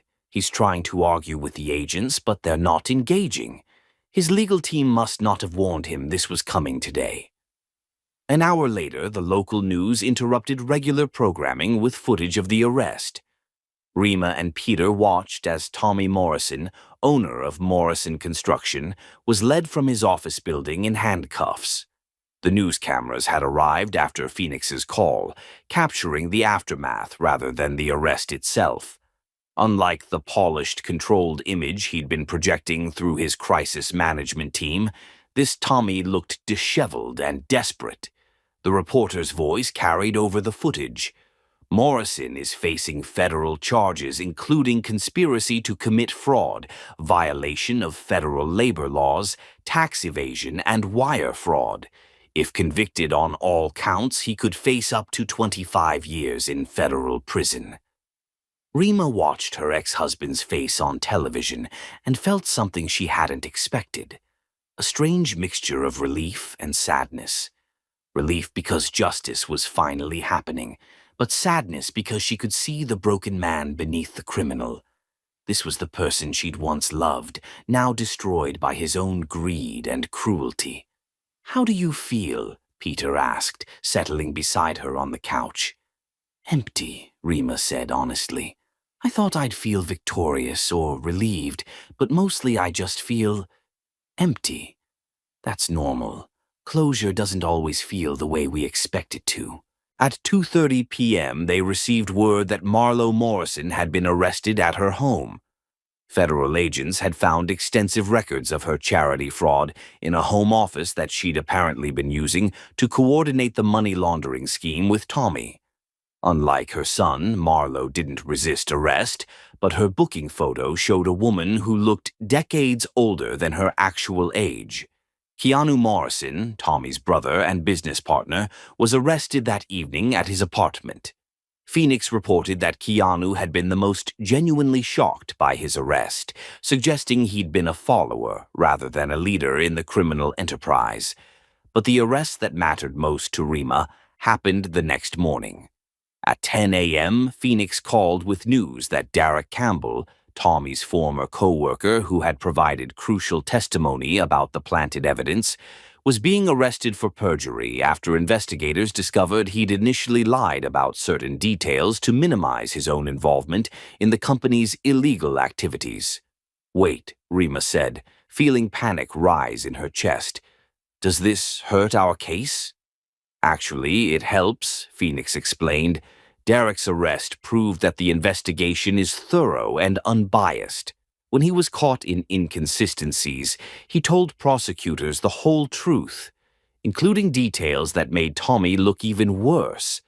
The truth that emerged was darker than anyone had expected. Derek revealed that Tommy hadn't just known about Marlowe's scheme to frame Rima, he had actively participated in planning it. Text messages recovered from Derek's phone showed Tommy discussing how to get rid of the wife and kid problem weeks before Sage was born. "The confirmation is finally coming out," Phoenix reported during an evening briefing. Derek admitted that Tommy told him he wanted out of the marriage, but was too much of a coward to ask for a divorce. Tommy was afraid Rima would get half his assets in a divorce settlement, so he decided to frame her for adultery instead. The admission hit Rima harder than she'd expected. For 3 years, she'd carried the possibility that Tommy had been manipulated, that he genuinely believed his mother's lies. Learning definitively that he'd been a willing participant in her destruction was both validating and heartbreaking. "I'm sorry," Peter said quietly. "I know that's not what you wanted to hear." "Actually, it is," Rima replied, surprising herself. "It means I wasn't wrong about who he really was. My instincts were right. I just ignored them because I wanted to believe in the fairy tale." 3 days after the arrests, Rima found herself in the federal courthouse for Tommy's arraignment. She hadn't planned to attend, but Phoenix had explained that, as a victim of Tommy's documented crimes, she had the right to observe the proceedings. The victim's rights coordinator had helped her complete the necessary paperwork to access the courtroom. Peter offered to come with her, but she wanted to face this moment alone. The courtroom was smaller than she'd expected, with fluorescent lighting that made everyone look pale and tired. When Tommy was brought in wearing an orange jumpsuit, Rima was shocked by how much he'd changed in just 3 days. The confident, aggressive man from the news footage was gone, replaced by someone who looked diminished and frightened. Tommy's eyes scanned the courtroom and landed on Rima sitting in the back row. For a moment, their gazes met across the room that represented the end of one chapter of her life and the beginning of another. She expected to feel anger or fear, but instead she felt nothing but pity for the man who had destroyed so many lives in pursuit of easy money. The arraignment itself was brief and procedural. Tommy pleaded not guilty to all charges, but his voice was barely audible when he spoke. His public defender, the reputation management team, and expensive lawyers had apparently abandoned him once the federal charges were filed, looked overwhelmed by the complexity of the case. Federal prosecutor Rebecca Martinez outlined the charges in clinical detail. The defendant systematically defrauded the city of approximately $2 million over 5 years through bid rigging and fraudulent billing. He endangered the lives of workers through deliberate safety violations that resulted in multiple serious injuries. He laundered money through a fake charity that stole donations intended for disadvantaged children. When Prosecutor Martinez mentioned the fake charity, Rima saw Tommy's shoulders slump even further. The weight of his crimes, laid out in stark legal language, seemed to be crushing him in real time. Given the defendant's flight risk and the severity of the charges, Prosecutor Martinez continued, the government requests that bail be denied. Tommy's lawyer made a brief argument for house arrest, but the judge wasn't convinced. The defendant has shown a pattern of manipulating witnesses and obstructing justice. Bail is denied. The defendant will remain in federal custody pending trial. As Tommy was led away in shackles, he looked back at Rima one more time. This time, instead of the calculation or anger she'd seen in his eyes during their marriage, she saw something that looked like regret. Not regret for his crimes, she realized, but regret for being caught. Walking out of the courthouse into the afternoon sunlight, Rima felt a weight lifting from her shoulders that she hadn't even realized she'd been carrying. For 3 years, Tommy had lived freely while she struggled to survive his abandonment. Now he would spend the next phase of his life in a federal prison cell, and she would spend hers building something beautiful with Peter and Sage. Over the following month, plea negotiations took place behind closed doors. Tommy's new court-appointed attorney, recognizing the strength of the evidence against his client, advised him to accept whatever deal the prosecutors offered, rather than risk a trial that he couldn't possibly win. The final plea hearing was scheduled for a Friday morning in December, 6 weeks after Tommy's initial arrest. This time, Peter accompanied Rima to the courthouse, understanding that she needed his support for this final confrontation with her past. Tommy looked even smaller and more worn down than he had during the arraignment. When he stood to address the court, his voice was hoarse and barely audible. "I accept responsibility for my actions," he said, though the words sounded rehearsed rather than genuine. "I'm sorry for the harm I've caused." The judge accepted Tommy's plea deal: 8 years in federal prison plus restitution to all affected workers and families. Marlowe received 3 years for her charity fraud. Keanu, who had cooperated fully with investigators and demonstrated genuine remorse, received probation and community service. As the judge announced the sentences, Rima felt something she hadn't experienced in 3 years: complete closure. The legal proceedings had finally given her the definitive end she needed to the Tommy Morrison chapter of her life. Walking out of the courthouse for the last time, hand in hand with Peter, Rima realized that justice hadn't just been about punishment. It had been about validation. The legal system had confirmed what she'd always known. She wasn't the problem. Tommy was. She wasn't worthless. He was criminal.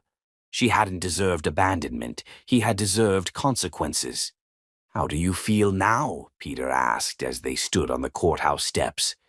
"Free," Rima said, and for the first time in 3 years, the word felt completely true. "I feel free." Chapter 10. New Beginnings. The Wedding and Future. 3 months after Tommy's arrest, Peter proposed in the cottage garden, where Sage was picking flowers for a bouquet she was making, because flowers make people happy. He got down on one knee while Sage giggled and clapped her hands, presenting a ring that was elegant without being ostentatious, a classic solitaire diamond with 2 smaller stones on either side. "The center stone represents us," Peter explained, his voice slightly nervous despite his confidence. "The side stones represent our past and our future, everything that brought us together and everything we're going to build." "What about me?" Sage asked, not understanding the significance but wanting to be included. Peter reached into his pocket and pulled out a small jewelry box containing a delicate gold bracelet with a tiny heart charm. "This is for you, Sage. It means you're part of our family forever." Sage's squeal of delight was so loud that birds flew out of the nearby trees. She threw her arms around Peter's neck and declared him the best Peter in the whole world, which made both adults laugh through their tears. "Is that a yes?" Peter asked Rima, still kneeling in the garden dirt. "That's the biggest yes in the history of yes," Rima replied, laughing as he slipped the ring onto her finger. They planned their wedding for 4 months later, enough time to handle the legal paperwork properly, plan a meaningful ceremony, and allow Rima to testify at Tommy's sentencing first. She wanted that chapter of her life completely closed before beginning the new one. Tommy ultimately accepted a plea deal rather than face trial: 8 years in federal prison plus restitution to all affected workers and families. His criminal conviction, combined with his documented abandonment of Sage and the fraudulent document he'd forced Rima to sign, resulted in the complete termination of any parental rights he might have claimed. Marlowe received 3 years for her charity fraud. The legal proceedings finally gave Rima the closure she needed. No one from the Morrison family could ever threaten her or Sage again. Phoenix handled the wedding logistics with his usual efficiency, working with a local coordinator to transform the cottage garden into a ceremony space that looked like something from a fairy tale. Zara Bell flew in from Chicago to serve as maid of honor, bringing with her a wedding dress she'd secretly bought months earlier, just in case this day ever came. It was perfect, elegant but not overly formal, with lace sleeves that covered the small scars on Rima's arms from her hardest years, and a flowing skirt that would photograph beautifully with Sage. The morning of the wedding, Rima woke feeling surprisingly calm. She'd expected nerves or panic or the familiar anxiety that had become her constant companion, but instead she felt peaceful and certain in a way she hadn't experienced since childhood. "How are you feeling, baby?" Zara Bell asked, helping her with the final touches of makeup. "Like I'm finally doing something right," Rima replied honestly. "For the first time in years, I'm making a choice based on love instead of fear." Sage was beside herself with excitement, wearing a flower girl dress that made her look like a princess and practicing walking slowly, like a lady, while carrying her basket of rose petals. She'd been talking about the wedding for days, telling everyone who would listen that she was going to have a daddy and a mama and a big house with a garden. The guest list was small but meaningful. Zara Bell, Phoenix, Doctor. Chen, who had become a friend during Sage's recovery, Miguel Santos and his family, who had become symbols of the justice they'd fought for, and a few of Peter's closest business associates who had supported him through the investigation. Phoenix officiated the ceremony after getting ordained online specifically for the occasion. He'd written a service that acknowledged the unconventional path that had brought them together while focusing on the future they were choosing to build. Marriage, Phoenix began, is not about finding someone perfect. It's about finding someone whose imperfections complement your own, whose strength supports your weaknesses, and whose love makes you want to become the best version of yourself. When it came time for vows, Peter spoke first, his voice steady and sure despite the emotion in his eyes. Rima, 5 years ago, I thought love meant grand gestures and perfect timing. I thought if I could just achieve enough, earn enough, build enough, I could create a life worthy of you. I was wrong. Love isn't about what you can provide. It's about showing up every day, especially when things are difficult. He looked at Sage, who was trying to stand still but bouncing slightly with excitement. You taught me that family isn't just about blood or legal documents. It's about choosing each other, protecting each other, and creating something beautiful together. I promise to be the father Sage deserves, the partner you need, and the man who never again puts anything above the people he loves. Rima's vows were shorter but no less meaningful. Peter, you found me when I was broken and you never tried to fix me. You just loved me while I fixed myself. You showed Sage what a good man looks like, and you showed me that it's possible to trust again without losing myself in the process. She took a shaky breath, looking at the small gathering of people who had become their chosen family. I promise to build something beautiful with you, not just a marriage, but a partnership that honors our past while embracing our future. I promise to love you with my whole heart, to trust you with our daughter's happiness, and to never again let fear make decisions for us. When Phoenix pronounced them husband and wife, Sage threw rose petals in the air and shouted, "Hooray!" with such enthusiasm that everyone burst into laughter. Peter's kiss was gentle and reverent, tasting of promises kept and dreams fulfilled. The reception was held in Peter's main house, where the dining room had been transformed with flowers from the garden and pictures chronicling their journey, college photos, pictures of Sage as a baby, recent images of the three of them building snowmen and reading books and becoming a family. During dinner, Miguel Santos stood to offer a toast that brought tears to everyone's eyes. To Rima and Peter, he said, raising his glass, who proved that justice and love are not abstract concepts. They are choices we make every day. Thank you for fighting for people like me and my family. Thank you for showing us that good people still exist in this world. As the evening wound down and guests began to leave, Rima found herself standing in the garden where everything had changed, watching Peter push Sage on the swing set while she giggled with pure joy. "Mrs. Avance," Phoenix said, appearing beside her with a glass of champagne. The name sent a thrill through her. Mrs. Avance, Rima Avance. It sounded like a new beginning, like the woman she was becoming rather than the woman she'd been. "How does it feel?" Phoenix asked. "Surreal," Rima admitted. 6 months ago, I was working double shifts just to keep us afloat. Now I'm married to a billionaire and living in a mansion. But that's not really what changed, is it? Rima looked at him curiously. What do you mean? 6 months ago, you were surviving. Now you're living.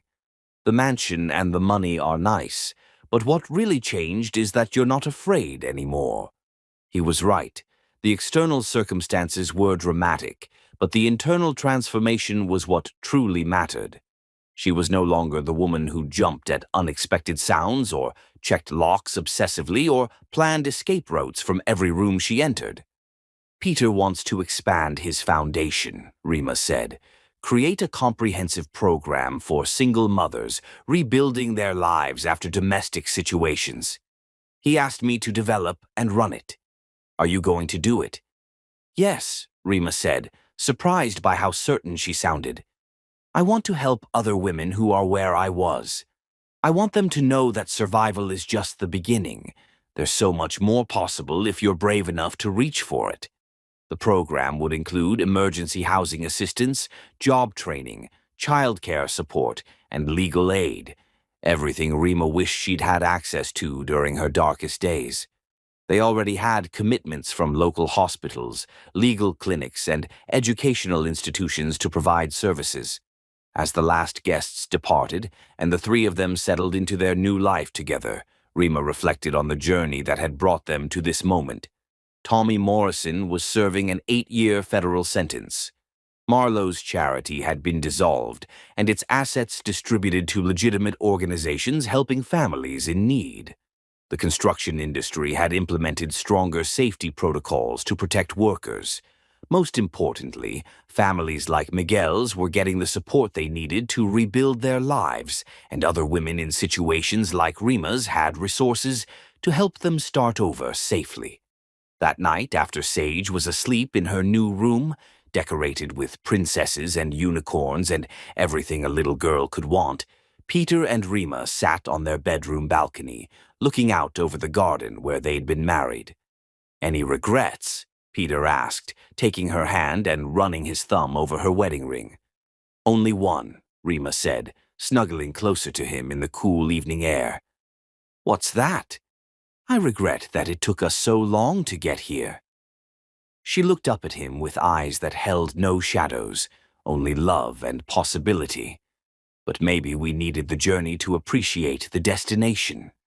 Peter kissed her forehead, breathing in the scent of her hair and the promise of all their tomorrows. "Diamond hearts never break," he whispered. "They just get stronger."